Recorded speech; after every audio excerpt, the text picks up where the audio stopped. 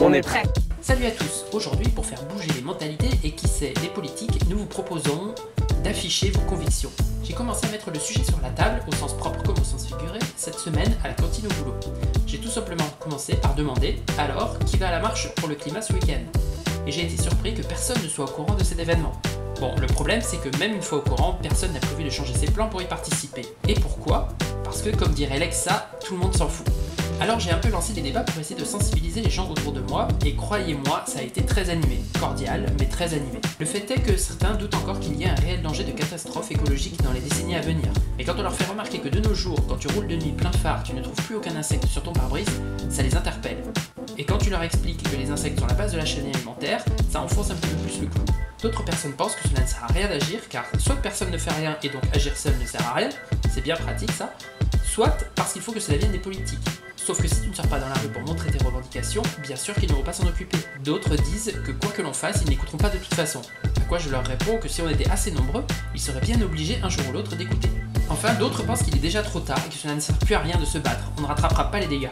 À quoi je leur réponds qu'on se doit de tout faire pour repousser le plus possible l'échéance ou minimiser les dégâts.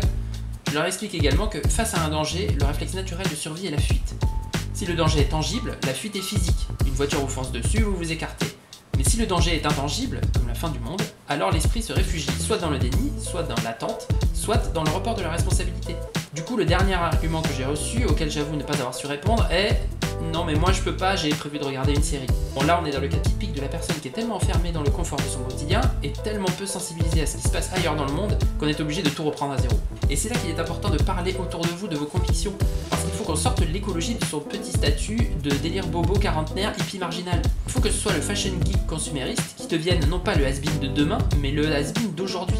À force de continuer à alimenter la conversation, j'ai fini par trouver un collègue qui m'a avoué en off qu'il se mettait à la transition petit à petit, et j'essaye de le convaincre de venir avec moi à la marche ce week-end.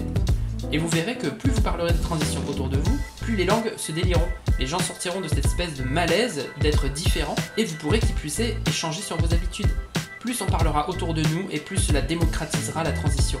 Et il faut rapidement que ce nouveau mode de vie devienne la nouvelle norme, si on ne veut pas que nos enfants connaissent des conditions de vie catastrophiques. Alors nous, on est prêts. Et vous? Alors abonne-toi, comme ça t'auras toutes les news. Et puis partage aussi. C'est cool. Ciao. Et tout le monde s'en fout.